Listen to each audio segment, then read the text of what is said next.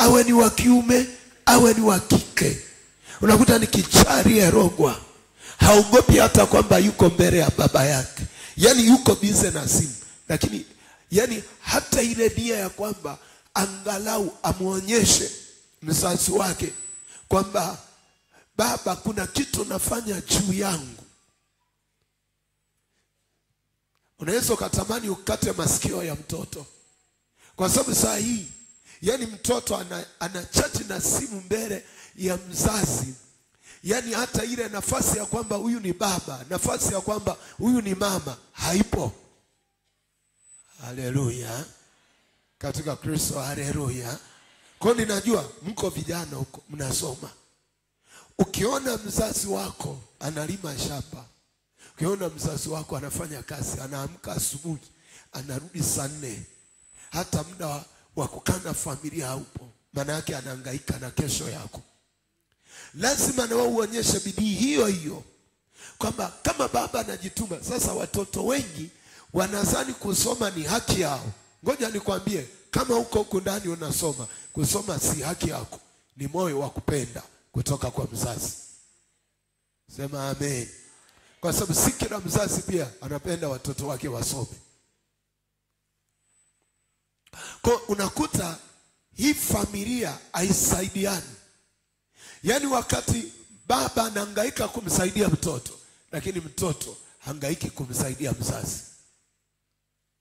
Niliwahi kukutana na familia moja, baba ambaye hakusoma, hakuenda shule, ila Mungu amempa neema ya kufanya kazi. Kafanya kazi kwa muda, kanunua, akaweka vitu, na Mungu kambariki. Akaweka agano ndani ya moyo wake, akasema mimi sikusoma, lakini watoto wangu watasoma. Lakini kilichotokea, mtoto yule ambaye alimpenda akawa analipa ada, kumbe mtoto haendi shule. So unajua sasa hizi ulimwengu ni mpana, utandawazi ni mpana. Tuna watoto ambao mimi naita wajinga. Unafahamu ninaposema mtoto mjinga, yani unakuwa na toto jinga. Anajua tu kabisa kwamba baba anahangaika kwa ajili yangu, mama anahangaika kwa ajili yangu. Unalikuta toto jinga liko kwenye Facebook, liko kwenye Twitter, liko kwenye Instagram. Mimi naita toto jinga. Anajua tu kabisa baba hajajenga ili mimi nisome. Sio kama anaeleweka. Baba hajaweka tairizi nyumbani ili mimi nisome. Lakini unakuta mtoto yuko Facebook, akikaa kwenye simu hapa. Hebu wasaidieni hao watoto, waambie mimi sijasoma ili wewe usome. Sema amen. Katika Kristo, sema amen. Unakuta mzazi anasomesha kwa mkopo, kachukua pale, kachukua pale, kachukua pale, kachukua pale. Anachoandaa ni kesho ya watoto wako. Vingine si uchawi, vingine sio rana, vingine ni uzembe. Ninaeleweka mpaka hapo? Nasema hivi, si kila kitu ni uchawi, si kila kitu ni nguvu za giza, vingine ni uzembe. Ukikaa na mtoto wako, hakuna urafiki kwa mtoto asipotimiza ndoto yake. Hakuna urafiki na mtoto asipotimiza maono yake. Sema amen. Katika Kristo, sema amen. Mwambie mtoto, mimi sina urafiki na wewe usipotimiza ndoto yako. Kwa sababu binti mmoja aliniambia, saa hizi ndo nimejifunza maana ya maisha ni nini. Anasema ukiwa kwa mzazi anakusomesha, unaona maisha ni rahisi. Si unakula hapo ugali, si unakula wali. Kwa muda mwingine anazani haweki juhudi kwenye kusoma, haweki juhudi kwenye kukana wenzake kusoma. Unakuta kuna mtoto ambaye hajishughulishi na wenzake, kwa sababu anaona tu baba ananipa ada, na nimekuja chuo, na niko boarding, na ameninunulia daftari, ameninunulia, nikimwambia nipe hela ya kula ananipa. Anazani maisha ni rahisi. Kumbe anasaidiwa ili atimize ndoto zake, ili baadaye katikati ya watu awe mtu, katikati ya waheshimiwa awe mheshimiwa katikati ya waliofanikiwa, awemo katikati ya watu ambao wanashindana juu ya maisha, na yeye awemo, lakini hatambui. Ninarudia tena, usiweke urafiki na mtoto mzembe. Sema amen. Katika Kristo sema amen. Sasa yule baba nimekaa naye, mtoto amekuja sasa analia, mtumishi, mimi nimekosana na baba, ninaomba ukanisaidie kupatanisha mimi na baba. Karia. Nikamuuliza, shida yako ni nini? Sasa unajua haya mambo ya ujana, mambo ya pombe ndio yamesababisha mimi nikosane na baba. Ndani nikamwambia, sasa tunakuaga na mikutano yetu mikubwa. Nikamwambia, mimi huwa sitoki kanisani nikiingia kwa sababu ya kazi kubwa tulionayo. Wewe si mwenyewe umeona? Sema ndio nimeona, lakini naomba unisaidie. Nikatafuta wachungaji wawili. Tukaondoka usiku, ilikuwa saa 3 kwenda nyumbani. Tumefika nyumbani tukamkuta baba amekaa kwenye kiti.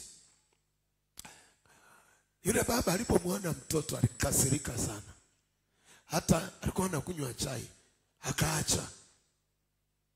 Baadaye, unajua na sisi watumishi tuanze kumshukuru Mungu. Baba akasema mshukuruni Mungu. Akamshukuru Mungu. Tukakaa tukazungumza naye. Akaniambia ili awe mwanangu akafanye yale ambayo nataka ayafanye, lakini akatengeneze, kwa tupa vitu viwili, akatengeneze na Mungu, lakini afanye yale ambayo nataka ayafanye. Akasema neno moja yule baba, akasema hivi, mimi niliomba Mungu amuue huyu mwanangu, afe, asiwe hai. Amuuliza kwa nini? Akasema ninalipa. Ndo akaanza kuniambia, mimi sikusoma, lakini nikasema wanangu watasoma. Asante Yesu amenipa kazi. Anasema mimi nilianza kuuza karanga, ndo Mungu akaniinua kidogo kidogo, wanaona maduka, lakini mimi nimeanzia huko chini. Kwa nikasema nilipopita mimi watoto wangu wasipite, lakini wao hawaelewi. Asa mimi nalipa ada, alafu yeye anakunywa mapombe. Mimi nikamfungulia biashara na firisi kwa pombe. Sasa mimi nimemkataa. Akitaka aje kuwa mtoto wangu, aondoke hayo mawili niliyoyasema. Mimi sina cha kusema tena. Sasa piga hesabu nazungumza nini? Haleluya. Tukaondoka. Tukamwambia kijana, uko tayari kufanya yale ambayo baba amesema? Sema niombeeni nifanye yale baba ambayo nataka, nisirudi kule nilikotoka. Basi tukamaliza pale, tukamshukuru. Akaambia mimi ndo hayo. Kweli kijana akaanza kufunga. Yaani kuna watu wanafundishwa kufunga, lakini kuna watu hawajifundishi kufunga. Akaanza kufunga mwenyewe. Baadaye saa hizi wako kazini na baba yake.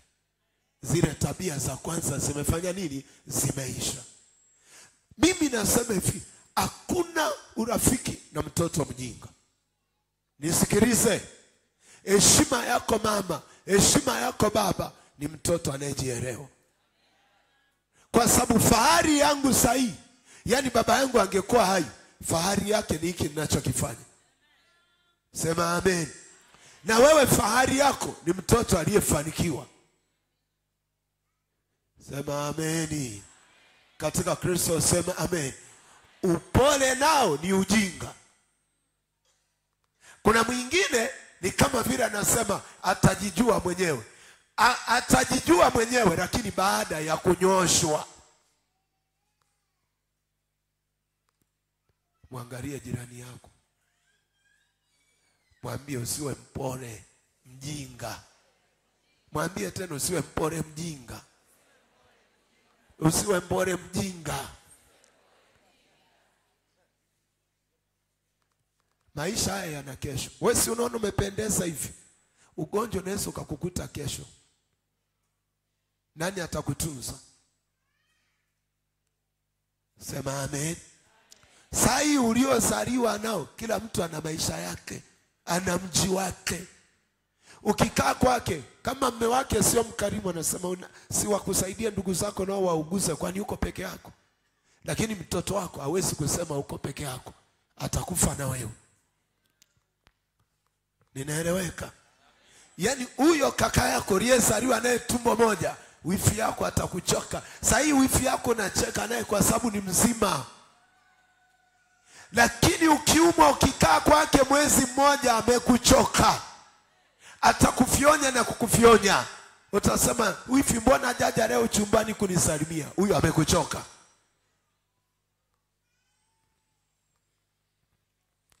Leo tukitoka hapa na kesho tuna maombi maalum ya kumwombea mwanaume kwenye familia. Leo ukitoka hapa, kakae kikao na watoto wako. Kuna saa nyumbani ukifika. Kuna saa nyumbani ukifika. Watoto wakikuona, wakimbize simu zao chumbani. Waambie, nikiingia hapa mimi sitaki nikuone umeinamia simu. Sema amen. Na mtoto wa dadangu nakaa naye anasoma chuo. Nikiingia nyumbani anajua hapendi ujinga na ananijua kwamba sipendi ujinga. Acheze na simu mimi sipo, lakini nikiingia ni habari nyingine. Kwa sababu haiwezekani mimi ninahangaika kutafuta alafu wewe unacheza na simu mbele yangu. Haiwezekani. Sasa ukiwa peke yako chuo najuaje unasoma?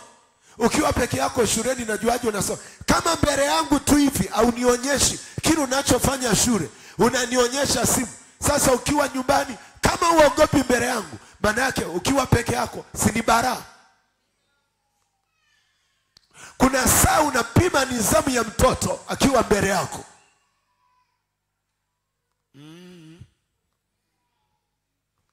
Sema ameni.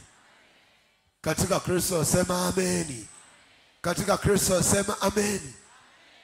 Mimi nasema kwa sababu nimekaa na watu ambao ili mtoto atoboe lazima andaliwe. Sasa wewe unamwona Rais Kikwete, si ndio? Lakini ana mtoto ambaye sasa ni waziri, si ndio? Maana yake angalia amefanikiwa, anamwandaa naye atakayefanikiwa. Unamfahamu Makamba, ana mtoto ambaye amewahi kwa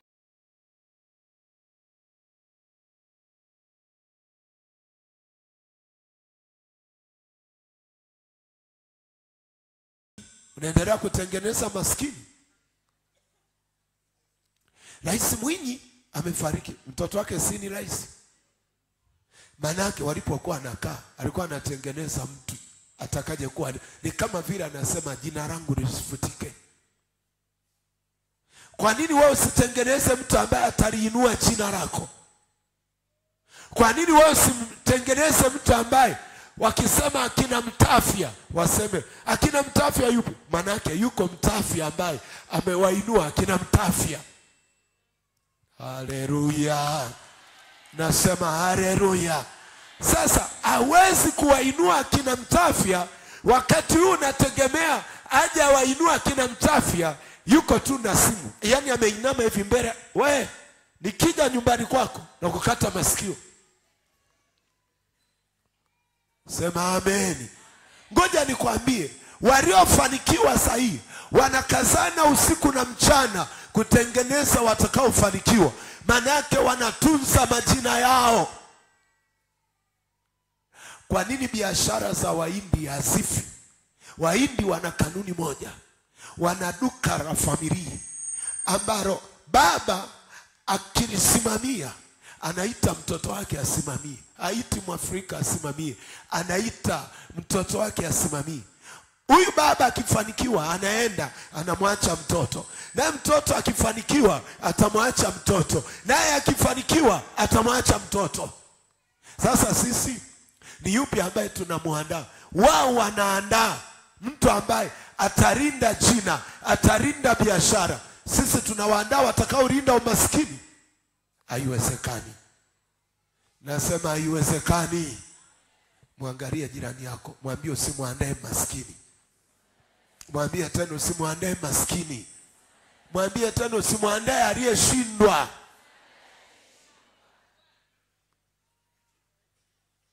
Haleluya. Sijui kama ninaeleweka. Nasema haleluya. Nasema hivi, yani cheza step, tengeneza aliyefanikiwa.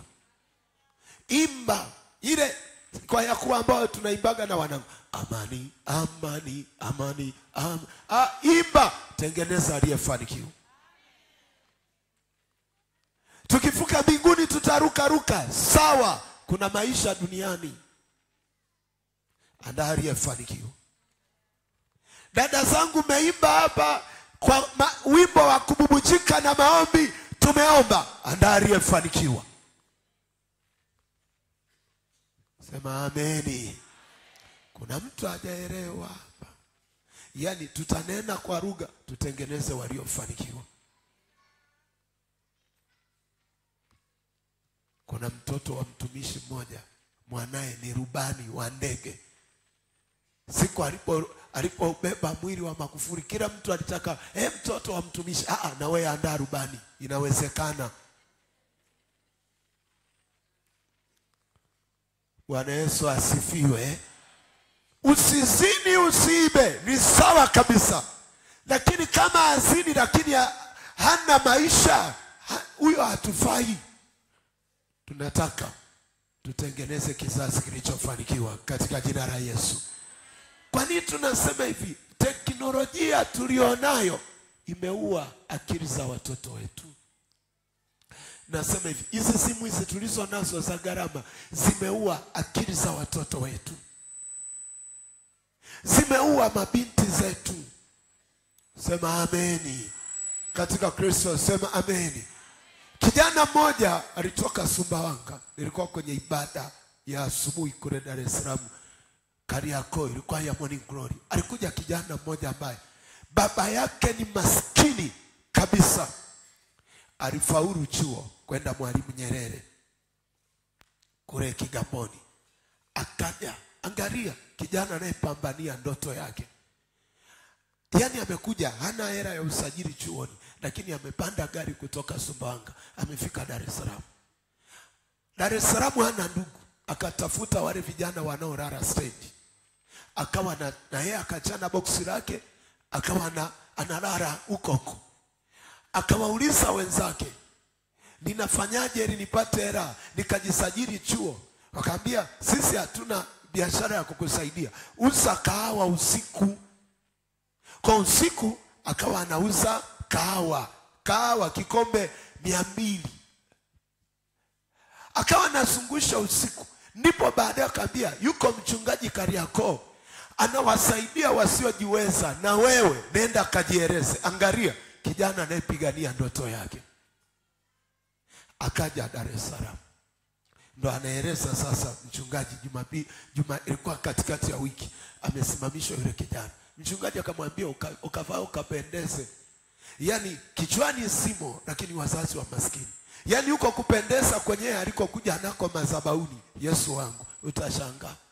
Suruali imezidi kiuno, ameikunjia. Si unajua suruali ikizidi kiuno unaibana na mkanda.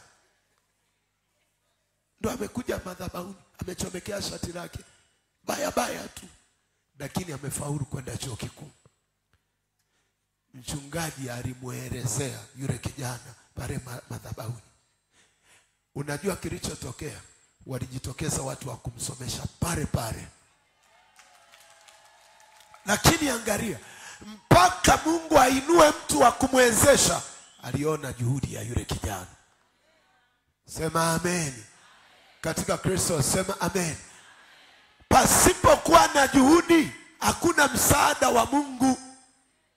Msaada wa Mungu unasimama kwa mtu mwenye juhudi, sio anayekoroma, sio anayeamshwa. Sema haleluya. Katika Kristo haleluya. Ngoja nikwambie hivi, Mungu anaweka mkono mahali penye bidii. Nimeeleweka. Katika Kristo nimeeleweka. Nimeeleweka mpaka nasema hivi, Mungu anaweka mkono wake kwa mtu mwenye bidii. Haweki mkono wake kwa mtu anayelala usingizi. Ukiona mtu yoyote ana hatua, ana bidii. Wewe lala nyumbani, sema tu ananiroga, sema tu mimi nikifanya biashara haiendi, umelala nyumbani. Niliwahi kumsoma mtu mmoja, alijaribu biashara mara 7, hakukata tamaa, ya 8 akafanikiwa.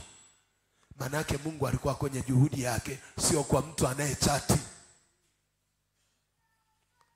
Sio kwa mtu ambaye kila kitu shetani. Kuna wakati mwambie Mungu, ninaenda hata kama ninashindwa, ninaenda tena. Hata kama ninashindwa, ninaenda tena. Hata kama ninashindwa, Mungu ni mwaminifu. Mungu sio mwanadamu, atafungua mlango. Sema haleluya. Hii yote niko kwenye kesho yetu. Kesho yetu inabebwa na mtu mwenye bidii. Sema amen. Katika Kristo sema amen.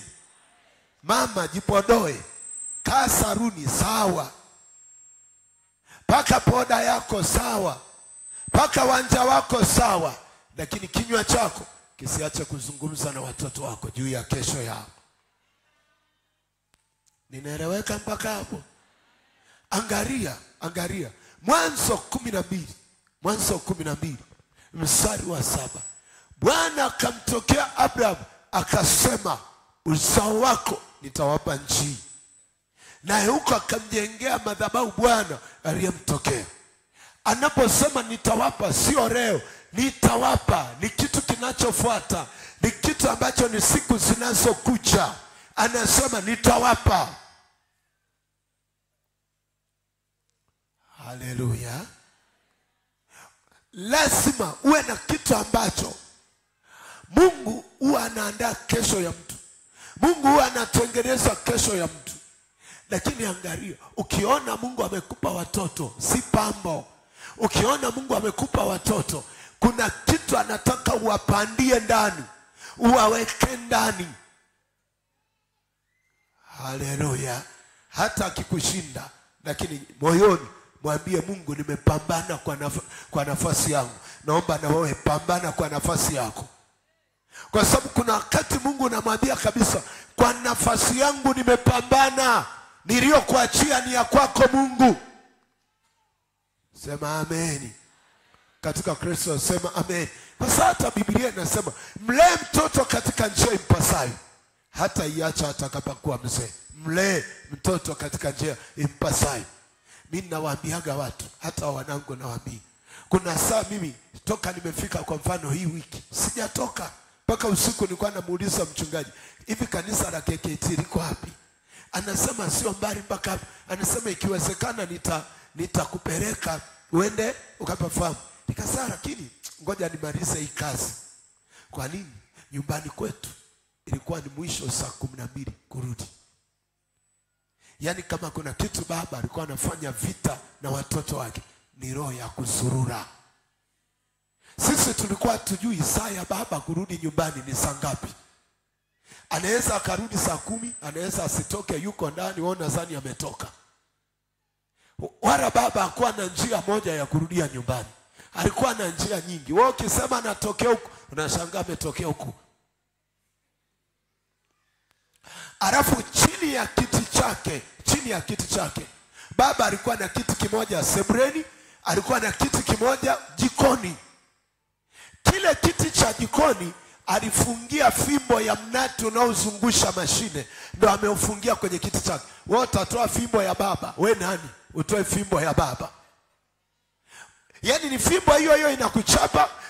Akienda kukaa, unakunja kiti chake, unaikunja na fimbo yake, unaiweka hapa. Ni ya kukuchapia wewe ukikosa. Sebuleni nako kuna fimbo yake. Baba akikuita sebuleni, Hansi, yaani unatetemeka. Ameniitia nini? Sema amen. Katika Kristo sema amen.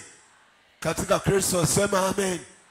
Sasa hizi wanawake ndo wanachuchuma chakula, ndo wanapeleka mezani. Unapeleka chakula cha baba mezani, umesimama, unapiga goti, ndo unaweka chakula, baba amekaa mezani.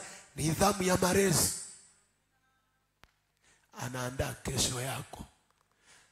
Saa hii amelala yule mzee, namshukuru. Hayuko hai, lakini namshukuru. Kwa sababu naangalia vijana wenzangu, ukikaa na hivi unaona alikosa malezi. Unaona huyu hakulelewa kama mimi. Angelelewa kama mimi. Sasa angalia, unarudisha utukufu kwa Mungu. Ni hata nikiwepo nyumbani siwezi, yani saa 2 sijui natafuta nini huko barabarani. Jinsi nilivyolelewa, ile roho nimetembea nayo mpaka sasa. Ni roho gani anatembea nayo mtoto wako? Sema amen. Katika Kristo sema amen. Si mnalea watoto kizembe, utasema amen. Huwezi kusema. Nasema ni kipi ambacho mtoto wako anaweza akatoka nacho kwako?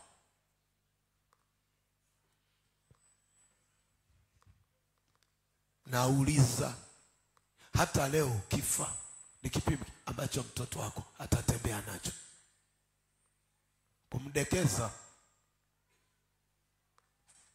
Mungu akuponye katika jina la Yesu. Katika Kristo Mungu akuponye katika jina la Yesu. Ninachotafuta ni kesho ya watoto wetu. Kesho yao. Ndio tunafundisha vingi, lakini kesho yao. Mimi nilikuwa naogopa kufa. Kabla sijaoa nilikuwa naogopa kufa. Kisikia kitu cha kufa naogopa. Siku moja ikaja sauti ikaniambia, dunia ni mwendelezo. Waliokuwepo hawapo na nyinyi hamtakuwepo. Nilipopewa hilo jibu, kama dunia ni mwendelezo, lazima niache alama duniani kuonyesha kuna mtu alikuwepo. Yani hata kama mimi sitakuwepo, watoto waseme baba alikuwepo. Siku moja watoto wadogo wanajadiliana, wanaongea kwa habari yangu.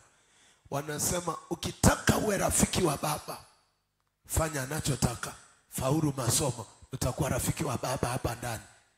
Lakini wanaozungumza watoto hata wa darasa la 5 hayupo. Mmoja yuko la 2, mwingine yuko la 3, na mwingine yuko chekechea. Ndio walikuwa wanazungumza, ukitaka kuwa rafiki wa baba, fanya anachotaka. Kuomba nitawaombea. Kuomba ni kitu kingine, kuwaonyesha njia ya kupita ni kitu kingine. Sema amen. Katika Kristo sema amen. Hata Biblia inasema uwe na bidii katika kusimamia. Katika kusimamia uwemo. Usiseme tu ninawaombea, simamia. Kagua kazi zao. Ukiona kesho ameferi, shika kiboko. Sema amen. Katika Kristo sema amen. Fika shuleni, kana mwalimu ajue nikikosa huku shuleni, baba atafika shuleni, mama atafika shuleni. Ninaeleweka.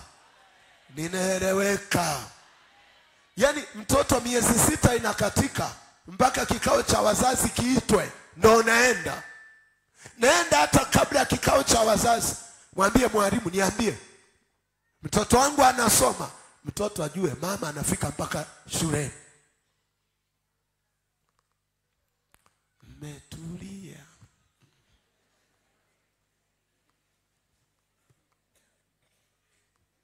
Bwana asifiwe. Apandacho mtu ndicho atakachovuna. Usiseme tu baba John nenda wewe, na wewe anakuhusu. Mbona akikua unambana? Kwa sababu mimi ninajua anachopewa baba na anachopewa mama, watoto wakifanikiwa ni vitu viwili tofauti. Ila saizi unamsingizia baba John nenda, si ndio? Hata mimi. Yani unaenda unakaa mbele ya baba na mama, unawapa labda ni 30,000, ni 50,000. Huyo mama anazunguka nyuma. Sasa kule kanisani niongezee kidogo, unampa. Ndo tabia yao wa mama, tulishawazoea. Lakini mwanaume wa watu ukimpa yeye ameridhika, yameishia hapo. Mama lazima azunguke. Sasa wewe utazunguka kwa hiyo mtoto, weka bidii ya kumfuatilia.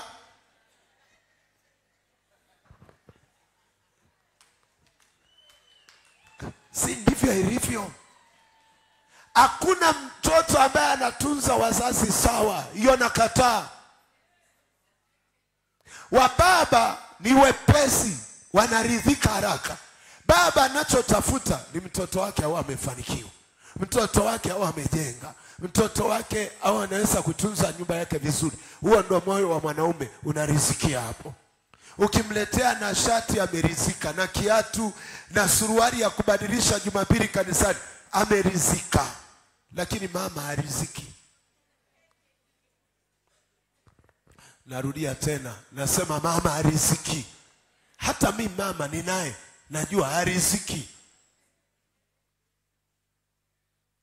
Kwenye kufuatilia, baba John we nenda, wakati wewe ndo utakayepata vingi.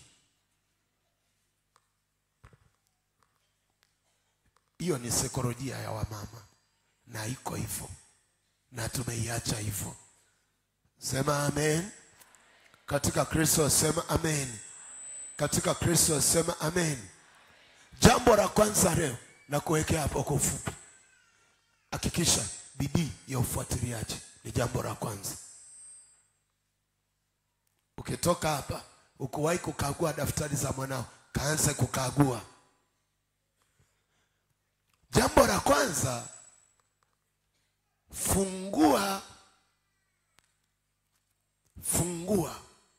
vifungo vya ulimi juu ya uzao wako, ili wapate kufanikiwa katika maisha yao. Fungua vifungo vya ulimi juu ya uzao wako, ili wapate kufanikiwa maisha yao. Usipende kuweka wazi maisha ya watoto wako, au usipende kuweka wazi kufanikiwa kwao, kwa sababu katika kila hatua njema iko vita. Sema amen. Katika Kristo sema amen. Nasema hivi, katika kila hatua iko vita. Yaani hatua njema. Ndio maana wengine wakisha fanya vizuri hawawezaki kufanya vizuri tena. Kwa nini? Kwa sababu siku zote hatua inatakiwa izaliwe, lakini wako watu ambao kazi yao ni kuzuia hatua isizaliwe tena. Kwa katika maisha yako usipende kuweka wazi kufanikiwa kwa mtoto wako, au kufanikiwa kwako kuwe ni siri ndani ya moyo wako. Sema amen. Wahi kukutana na mtu mmoja, alikuwa hapendi kuvaa vizuri, anavaa tu kawaida, lakini mtu aliyefanikiwa. Nikamuuliza kwa nini? Akasema kati ya vita ya kwanza ya manadamu ni macho yake. Kwa anapokuona umevaa vizuri, ana uhakika kwamba una hela, ana uhakika kwamba umefanikiwa. Kwa akasema ili vilivyoko ndani yako vifike mbali, ficha mafanikio yako kwa muonekano wa nje. Sema amen. Katika Kristo sema amen. Ficha muonekano wako. Sasa mwingine anasani kupendeza ni kufanikiwa. Wako waliofanikiwa lakini hawapendezi, kwa sababu kila mtu ana vita yake kutokana na asili ya familia aliyotoka. Ninaeleweka mpaka hapo? Ninaeleweka mpaka hapo? Lakini lingine, zuia mawasiliano ya utafiti juu ya maisha yako. Kuna watu wakifanya kitu kidogo, dada yake amempigia simu, habari za mlo? Kwa kweli jamani, mlo ni kuzuri. Dada, nisaidie chochote. Yaani mdogo wangu, saizi nimeishiwa. Yaani mimi na shemeji yako tumetoka kununua bati. Utamuua mume wako kabla wakati wake. Yaani kujenga huku, yaani kujenga huku, yaani ndio simu yako, yaani kujenga huku, yaani tuko kujenga, yaani simenti imepanda bei, mafundi nao wanasumbua. Wewe unajimaliza hiyo nyumba, umalizi. Kwa kuna vita zingine unazizaa kwa sababu uonekane una akili. Wenye akili hawajitangazi, wenye akili wanaonekana katika matendo. Sema haleluya. Hii nayo ni ibada. Nimeeleweka mpaka? Kuna wengine wamejiua wenyewe, wala sio adui waliowaua. Ukupaswa kusema, lakini ulisema. Na ulisema kwa mtu asiye sahihi. Sema amen. Kwani hujawahi kuona mtu analeta sadaka ya shukrani ya siri madhabahuni?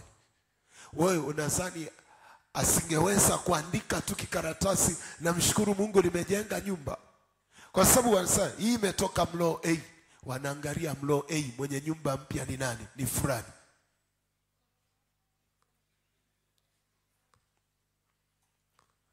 Haleluya. Nasema haleluya. Katika Kristo nasema haleluya. Wanaoishi maisha ya usiri wanaishi miaka mingi na vitu vyao vinafanikiwa, kwa sababu mbinu za kufanikiwa kwao hakuna anayezijua. Nimetoka kufunga mzigo Dar es Salaam. Nimetoka Kamsamba, nilikuwa kutafuta mpunga. Wewe Yesu akuponye katika jina la Yesu. Nilienda Ileje kuchukua, watakutegea ajali. Kwa sababu si kile unayemwambia ni mwema kwako, si kile unayemsimulia anapenda kufanikiwa kwako. Kwa kuna vifungo vingine vya maisha yako vimetokana na wewe, na kinywa chako, na matamko yako, ulimi wako. Ninaeleweka mpaka hapo?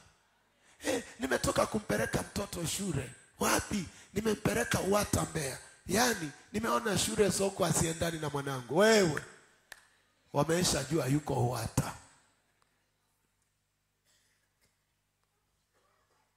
Nimeeleweka mpaka hapo? Ninaita kifungo cha kinywa chako. Kuna mtu hajaelewa. Nasema ni kifungo cha kinywa chako. Sema kinywa changu. Sema tena kinywa changu. Kwa ulimi wako unaweza kutengeneza kifungo kwa ajili ya uzao wako. Ulimi wako unaweza kutengeneza kifungo kwa ajili ya mume wako. Ulimi wako unaweza kutengeneza kifungo cha uchumi wako. Ulimi wako unaweza kutengeneza kifungo wewe usifanikiwe. Kwa nini? Utulii na jambo. Kwani Biblia inasema hao wanawake wazee wawafundishe wanawake vijana kutulia katika nyumba zao. Wajawahi kusoma andiko hilo? Wawafundishe mabinti vijana. Sahi mabinti vijana hata wakiolewa hawafundishwi. Saizi wakiolewa wanasubiri tu magari yapange msururu. Lakini akili ya kukaa kwenye familia haipo. Sema ameni, sema ameni. Katika Kristo sema ameni. Mwingine mpaka kwenye simu amemweka WhatsApp mume wake. Ametoka kuzaa katoto amekaweka WhatsApp. Kweli? Mtoto amepanda gari la shule WhatsApp. Kweli? Wakati unajua wako wa wenzako wanatembea kwa mguu kwenda shule, wasi kutoshi. Yaani ulivyo unaweza kutengeneza kifungo pasipo kujua. Bwana asifiwe. Katika Kristo Bwana asifiwe. Yaani ulivyo tu una vita. Angalia Mwanzo 31 mstari wa kwanza. Mwanzo 31 mstari wa kwanza. Nasoma kwa msaada wa Bwana. Mwanzo 31 mstari wa kwanza. Anasema basi Yakobo akasikia maneno ya wana wa Labani wakisema, Yakobo amechukua mali yetu, na kwa mali ya baba yetu amepata fahari hii yote. Mstari unaofuata anasema hivi, Yakobo akaona uso wa Labani, Yakobo kumtazama vema kama jana na juzi. Bwana akamwambia Yakobo, urudi mpaka nchi ya baba zako na kwa jamaa zako, nami nitakuwa pamoja nawe. Sema amen. Katika Kristo sema amen. Sasa angalia, hawa ni ndugu zake. Alipokuwa hajafanikiwa walikuwa hawana nongwa naye.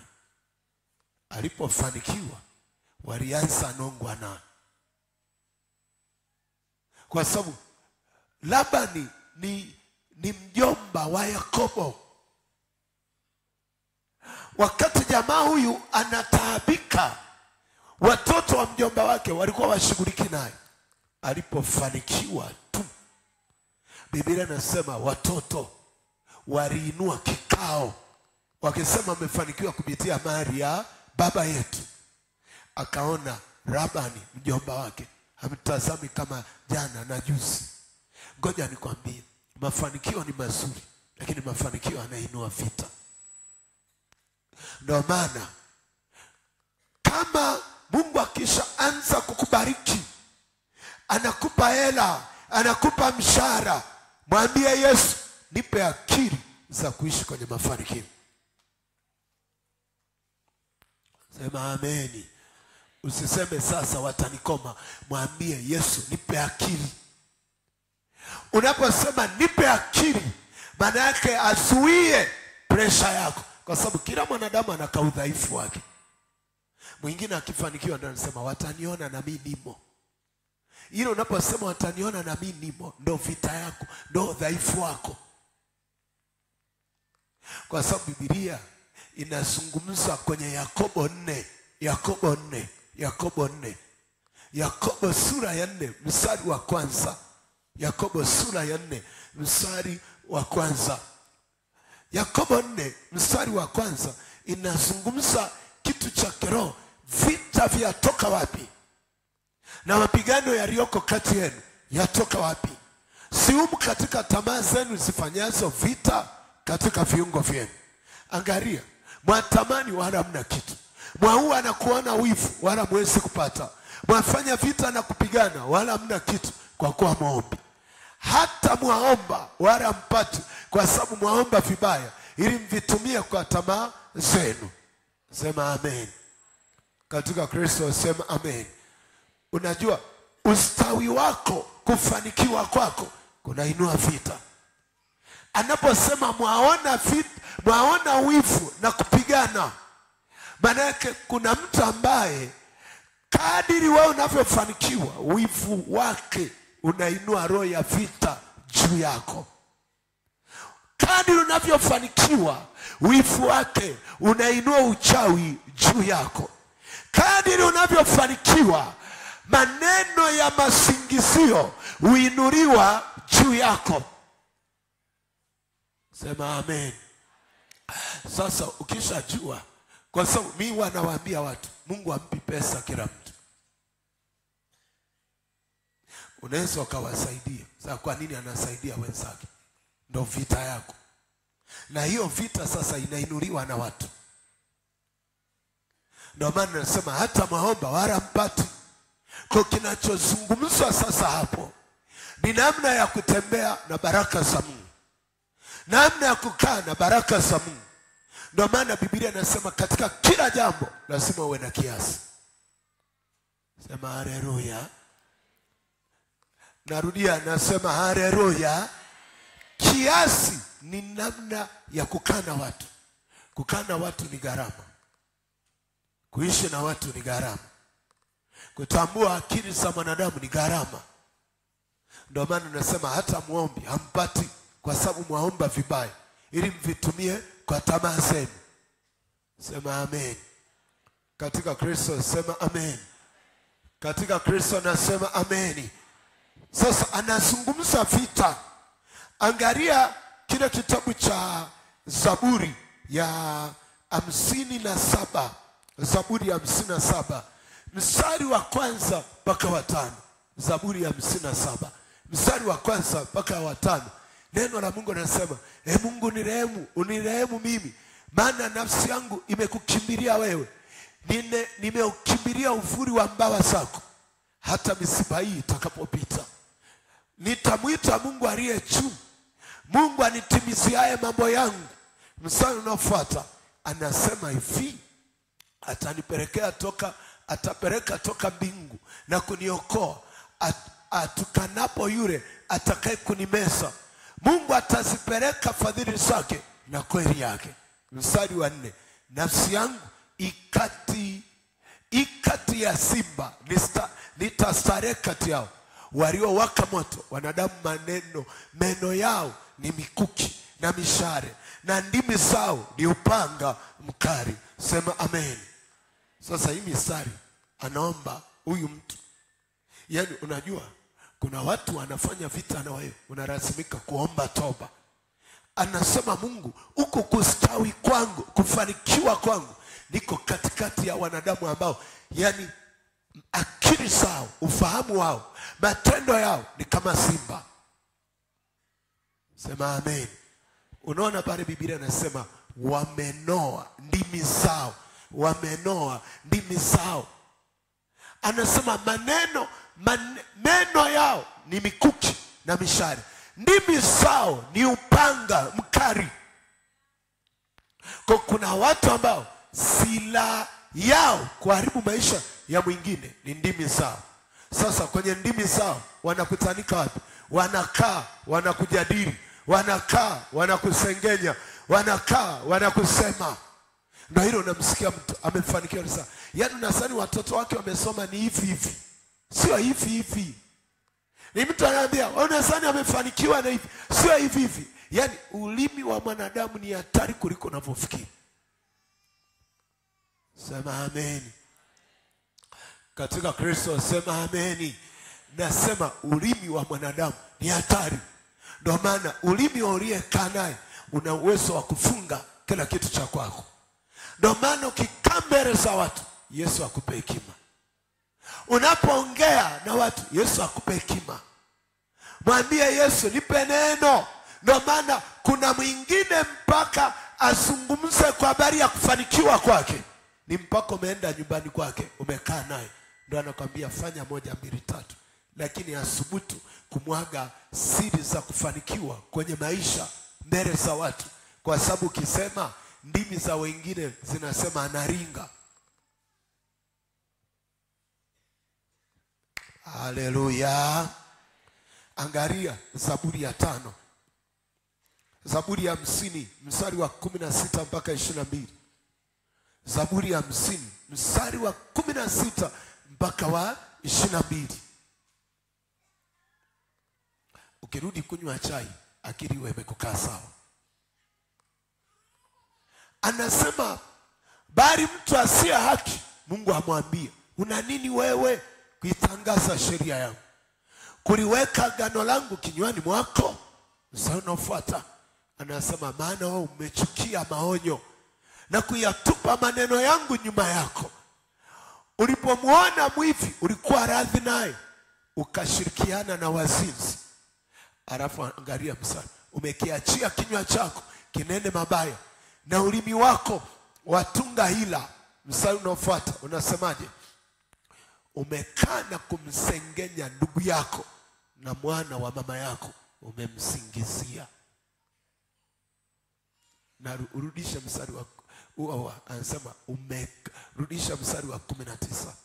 Umekiachia kinywa chako kinene mabaya na ulimi wako watunga hila. Alafu anazungumzaje sasa? Mstari wa 20 anasema umekaa na kumsengenya ndugu yako na mwana wa mama yako umemsingizia. Wasingiziaji, wasengenyaji. Maneno haya kuishi mdomoni baba. Papa papa papa papa papa. Mama, maneno ya kuishi mdomoni. Papa papa papa. Umewarithisha na watoto wako, wanasema kama wewe.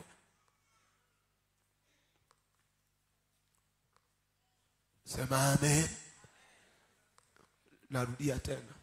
Rudisha mstari huo. Kuna mtu hajaona hapa. Umekaa. Rudisha wa 19.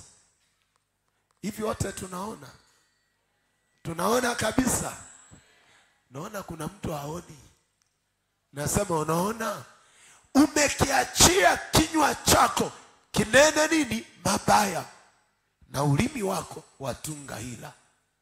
Kiumbe wa ajabu, ni muongo wewe.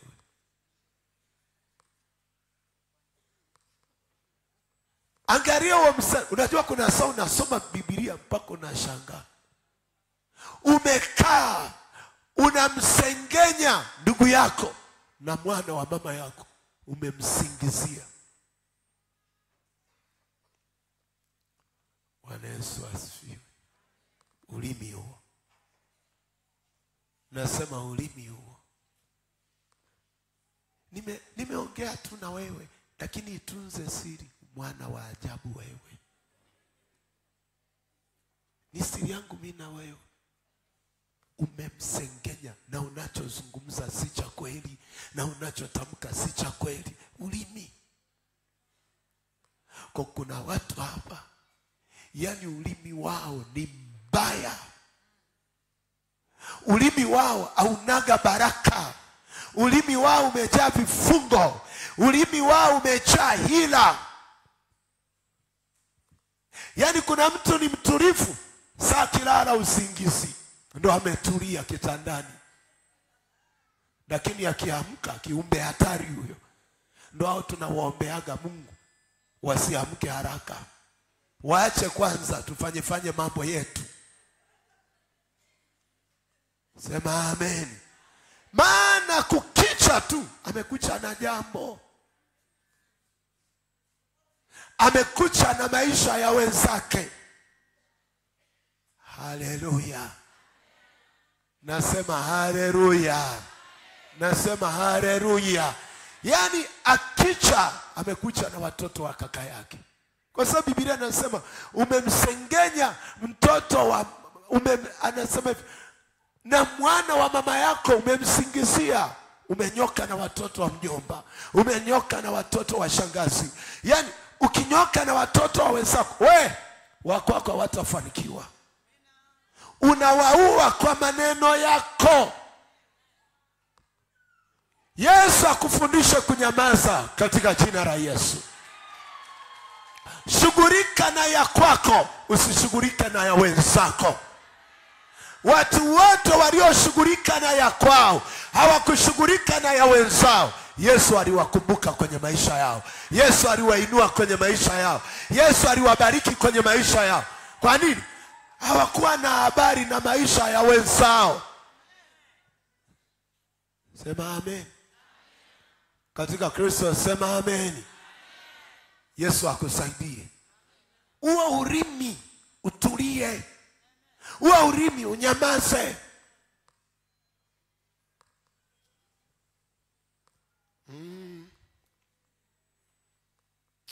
Dakika zimeisha. Toka hapa kanisani niliwaambia jana, mtoto akichelewa kuongea tunabandikaga mkono kinywani, unashika na ulimi unauombea, na wako kauombe. Nasema kauombe. Umeorewa kwa watu, wewe ulimi wako utulie. Ninaeleweka? Kazi yako tu, umembana mme wako, unajua wifi, unajua mdogo wako, hao wamezaliwa tumbo moja, wameng'ata ziwa la mama yao, ndio hilo wakomaza mpaka walipofikia. Wewe unadhani ataamini maneno yako? Atakusikiliza, lakini anawaambia, yani najua wifi yenu ana shida, mvumilieni. Wanaongea ya kwao.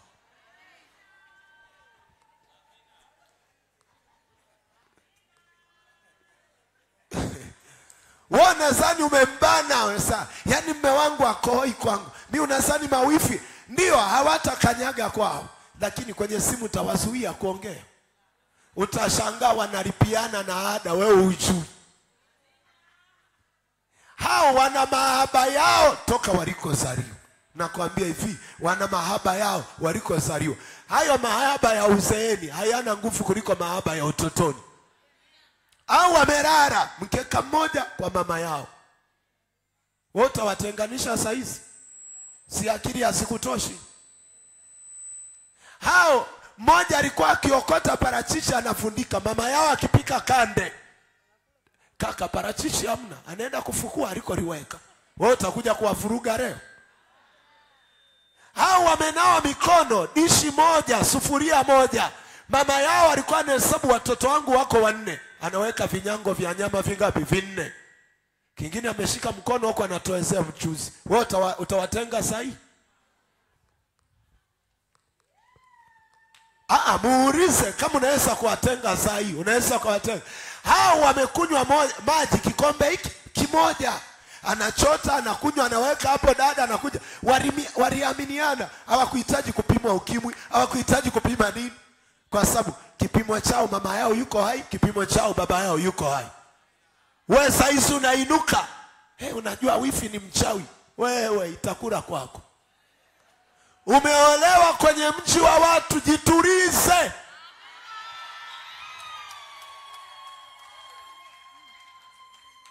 Sema ameni. Katika Kristo sema ameni.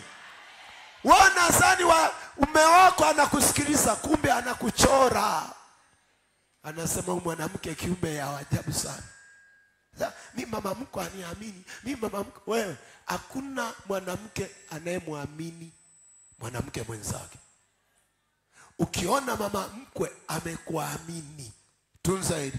Ukiona amekuamini, kuna vitu amejiridhisha kwako. Lakini ukitaka ujue mama mkwe akuamini, angalia anapokuja kwako. Kuna saa namvutaga mwanae. Au unakuta umetoka unamkuta tu anazungumza, na ukiingia unakuta wanyamenyamaza. Akuamini. Nasema akuamini. Angekuwa anakuamini, angekuwa anasema kaeni hapa, kuna hili na hili na hili. Sasa wanawake wenye akili utakuta naambia, mama ngoja nikuache uongee na mwanao, kwa sababu anajua haniamini. Kwa sababu sheria ya mwanamke hajawahi kuamini mwanamke mwenzake.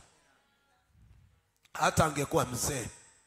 Sahi hata wanaimba kwaya. Yaani hata kama mume wake anajua anacheza naye kwaya, lakini sasa ndio ulikuwa unaongea naye nini? Kwa hata mama mkwe wako hakuamini juu ya mtoto wake wa kiume. Uondoke hapa uwe na akili. Nasema uondoke hapa uwe na akili. Kwa kuna vitu kizungumza juu ya mama mkwe, juu ya mtoto wake, anamjua kwa sababu ndiye aliyemlea. Anamjua kwamba ukizungumza hivi huwa anakasirika, anajua. Kwa hiyo unaenda kushtaki ukizani ya mjui, anaanza kujua wewe ndio tatizo. Huyu namjua. Unatakiwa uishi naye, uende naye hivi mtaelewana. Yesu akuponye. Nasema Yesu akuponye. Nasema Yesu akuponye. Unaenda kwa wakwe zako maneno papa. Inua mikono yako. Sema Bwana Yesu, nifungue na kila kifungo cha ulimi katika damu ya Yesu. Katika damu ya Yesu. Hila mbaya iniondoke, na iachie maisha yangu, na iachie familia yangu kwa damu ya Yesu. Kwa damu ya Yesu. Naombea uzao wangu, kesho yao iwe ya baraka, iwe ya heshima kwa damu ya Yesu. Nilipowauza watoto wangu kwa maneno ya kinywa changu, nilipotoa siri za kufanikiwa kwao, Yesu nisamehe. Baba unisamehe. Nisaidie